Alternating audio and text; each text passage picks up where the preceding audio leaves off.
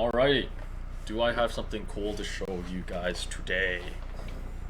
So you might have already seen it, but whenever the wallpaper changes, my color scheme for my terminal also changes to match the wallpaper.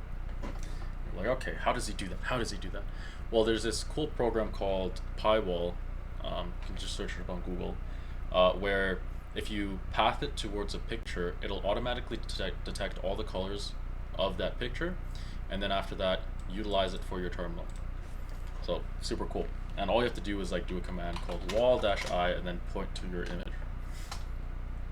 So I had this idea. I was like, hey, you know what? I want a wallpaper changer, like a switcher. Maybe every half an hour, every hour, I wanted to see different wallpaper. But I didn't want to like manually have to change my terminal color scheme every time to match that wallpaper. So I saw this cool program called Pywal. I'm like, hey, cool. So I'm going to show you what my wallpaper script is, which I kind of copied from somewhere on the internet. So basically what it does is it just paths towards wherever your wallpaper folder is, like a folder with all your wallpaper pictures in it, and then it makes it into an array and then increments it and cycles through them. And then basically what this is that if we go to the max of that wallpaper, if we go to the end of that wallpaper array, we just go back to the beginning. What is important here is this wall command. So basically what this is, after we set the new background, we're going to set the new terminal colors. So this is what this wall-i and then whatever path to that picture is. So we're going to set the new terminal colors. So super cool. The only problem was that when we set the new terminal colors,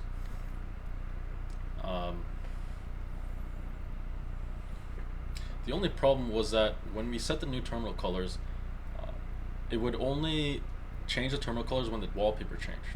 But when we open a new terminal, the color scheme wouldn't change until it switched. So this is a bug. What I wanted was that when I open the terminal, it would automatically switch. Okay, that was a little fast, but yeah. See, like I want it to automatically be in that color scheme, because if I had this at like 60 seconds, like right now I have it at every 6 seconds, but like if I had it at like every 30 minutes or every 60 seconds, I wouldn't see this change until 30 minutes or 1 hour after, which is not something I would want, right? So as a Linux newbie, I knew that this had something to do with bash, .bashrc, because .bashrc runs every time you open a new terminal.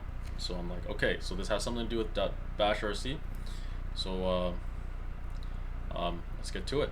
So I knew that I needed to put the wall command in the .bashrc. So I somehow needed to get the path of the current wallpaper. So there's this cool setting called gsetting get.org desktop. So this, and what this does is it gets the current file path to the current wallpaper. So right now the current wallpaper is this ugly string. I need to change the names for these pictures, and then this one is a different one. So it gets the current wallpaper. Okay, I'm like, okay, cool. But in bash, when we path to something, we don't have this. The only thing we want is this home cow pictures wallpaper. Like, this is all we want to path to it. So what I needed to do was to get the so I was like, okay, Linux probably can do this, right? So there's this command called cut, and basically what it does is it can cut like certain parts of a string. I'm like, okay, that's perfect. All I need is cut. So we can cut from 9 to whatever number. So 9 goes like 1, 2, 3, 4, 5, 6, 7, 8, 9. To cut this first part and just get this part. All right, I'm like, cool. The only problem is that we have this title part, and this title part is going to be different for every string, like every background. So my thought process is, okay, I just need to take the length of this and then minus that length by 1 to get rid of this apostrophe, and we'll be chilling. And then after that, we cut from 9 to whatever the length of that was. So yeah, that's what I did. Oops. And so basically what this does is that this command puts the length of whatever output this was. So WC is word count, so that's just 1, 2, 3, 4, 5, 6, whatever. So it takes the word count of this and puts it into this variable. And then what I wanted to do was to basically subtract that number by 1, and then after cut that. So we cut the output of that from 9 to y, which is 9 to the minus length, 9 to the length minus 1, and then after that all we need is to wall that path, and then we would get the color scheme whenever we open the terminal, right? So I'm like, that's reasonable, that works. That works. What did I save? Okay. But what? It didn't work. What? So there was a problem. So I'm like, okay, why is there a problem? So the path of that was, okay, I probably have to source my .bashrc first. Okay, I probably need to source it, and then I path it. So I think it was called wall length. And what? No such file or directory. So like I did a bunch of like researching and stuff like that. I was like, why doesn't this work? Like, is /home, like, is this a bad path to use and stuff like that? But no, I found out that we still have this goddamn apostrophe right here. After like 20 minutes of searching, I was like, wait, why is this apostrophe still here? We minused it by 1. So I'm like, tried to like troubleshoot it and stuff like that. I was like, what was I doing wrong? I was like, was this -1 not working? Like I was changing the variables for this and stuff like that.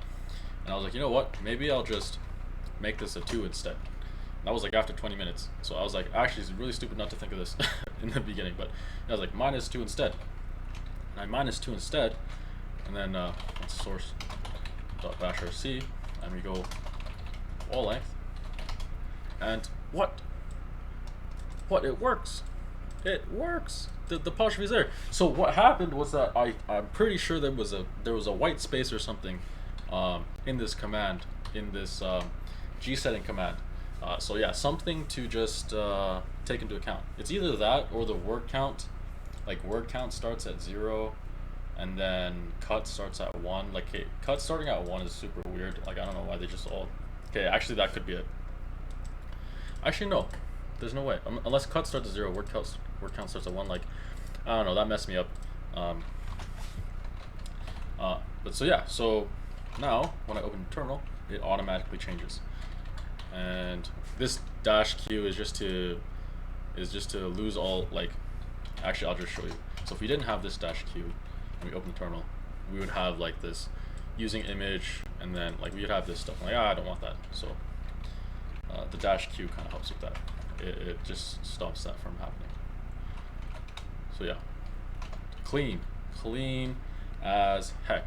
So yeah, now I have a wallpaper switcher that changes the terminal colors every single time it switches. So I just want to show that off.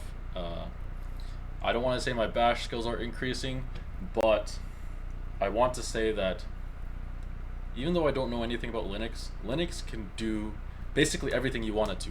Can you do this on Windows? I'm sure as hell not. Like you probably can't do jack shit on Windows that you can do on Linux. Like this is so fucking cool.